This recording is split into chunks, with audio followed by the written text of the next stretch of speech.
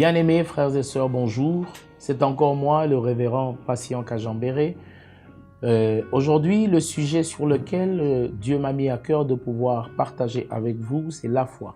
Je vous prie de là où vous êtes, de baisser vos têtes afin que nous puissions recommander ces instants entre les mains du Seigneur. Père, nous te rendons grâce au nom de notre Seigneur Jésus-Christ. Nous te disons merci de nous accorder encore une fois en ce jour la vie et de nous accorder ce moment afin que nous puissions parler de ta part.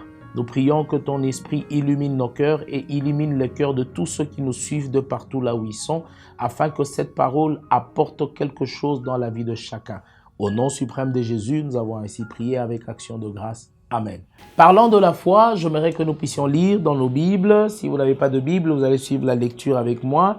Nous allons courir dans Hébreux chapitre 11. Nous allons lire le premier verset et nous lirons le 6e verset. Après, nous lirons Romains chapitre 10, verset 17.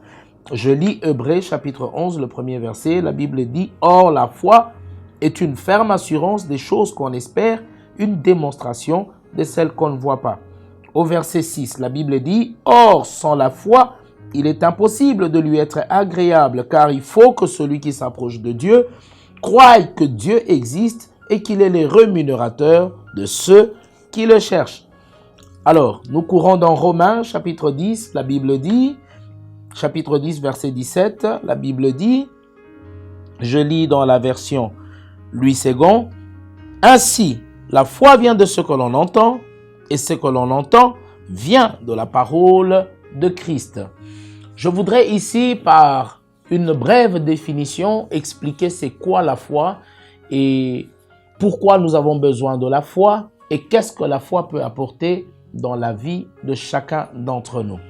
Alors, j'aimerais que vous puissiez me suivre très bien. Par définition, je voulais définir la foi comme étant une attitude à l'égard de Dieu. La foi est une attitude. Une attitude, quand je parle de l'attitude, je ne parle pas d'une attitude physique, mais je parle d'une attitude spirituelle. Ça veut dire l'attitude de votre esprit à l'égard de Dieu. La foi est un sentiment d'espérance et d'assurance en Dieu. Est un sentiment d'espérance et d'assurance en Dieu. Mais la foi est une acceptation aussi de la volonté de Dieu. Amen. Et nous avons vu dans la Bible plusieurs endroits. Là, je cours dans Matthieu chapitre 8, verset 13, où Jésus rencontre un centenier qui vient lui demander, c'est un centenier romain, qui vient demander quelque chose à Jésus. Et Jésus lui dit, qu'il te soit fait selon ta foi. Or, la Bible nous dit, la foi est une ferme assurance de choses qu'on espère et une démonstration de celles qu'on ne voit pas dans la première lecture que nous avions lue tout à l'heure. J'aimerais expliquer une chose. La foi est la voie que l'homme emprunte pour aller vers Dieu. C'est ça la définition selon l'esprit, selon la révélation que j'ai de la foi. C'est le chemin, c'est la voie qu'un homme emprunte pour aller vers Dieu. La foi, c'est nous qui avions besoin de la foi. Mais la Bible dit, ainsi la foi vient de ce que l'on entend, et ce que l'on entend vient de la parole de Christ.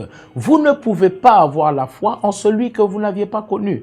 Vous ne pouvez pas avoir la foi en celui qui n'est rien pour vous. Vous devez avoir la foi en celui que vous connaissez. Et celui que nous connaissons, c'est Christ, Dieu lui-même. Et notre foi, nous l'avons en Dieu, nous ne l'avons pas en un homme, nous ne l'avons pas en une créature, mais notre foi, nous l'avons en Dieu. Nous plaçons notre foi en Dieu. C'est comme ça que j'ai dit, la foi est la démarche de l'homme vers Dieu. Et cette foi en Dieu génère dans nos vies tout ce que nous désirons. C'est pourquoi Christ pouvait dire qu'il te soit fait selon ta foi. Il a dit à la femme cananéenne qu'il te soit fait selon la foi. Les deux aveugles qui suivaient Jésus, Jésus leur a demandé, êtes-vous sûr que je sois capable de faire ce que vous me demandez? Ils ont dit oui, nous croyons que tu peux le faire. Et il leur a dit qu'il vous soit fait selon votre foi. Et tout de suite, les deux aveugles ont recouvert la vue. Ça veut dire, notre foi, nous la plaçons en Dieu. Et à cause de notre foi en Dieu, Dieu nous répond et il répond à nos problèmes, il répond à nos besoins, il répond à nos demandes. C'est pourquoi aujourd'hui, toi qui me suis de là où tu es, de partout où tu es, je t'invite à avoir la foi en Dieu. Mais pour avoir la foi en Dieu, il faut connaître Dieu. Il faut savoir Dieu est qui pour toi? Jésus est qui pour toi? C'est pourquoi aujourd'hui, de là où tu es, je peux t'aider à pouvoir aujourd'hui entrer en communion, en relation avec Dieu, afin que ta foi soit placée en Dieu et que tout ce que tu vas désirer dans ta vie, toutes les prières que tu vas faire avec foi en Dieu, que cela te soit accordé. C'est pourquoi Hébreux chapitre 11, verset 6 dit: or, sans la foi, il est impossible de lui être agréable. Ça veut dire toute personne qui n'a pas la foi, il est impossible qu'il soit agréable à Dieu. Mais quelle est cette personne qui doit avoir la foi? Mais c'est cette personne qui a connu ou qui a reçu le Seigneur Jésus dans sa vie comme son Seigneur et son Sauveur. La Bible dit, il faut que celui qui s'approche de Dieu croie que Dieu existe. Ça veut dire, même en acceptant le Seigneur Jésus, croyez qu'il existe et qu'il est le rémunérateur de ceux qui le cherchent.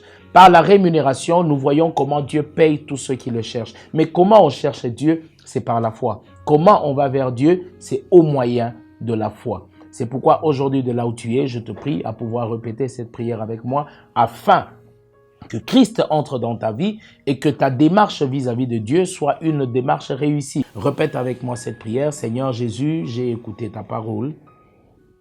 J'ai compris que tu es mon Dieu et que tu es mort à la croix pour moi.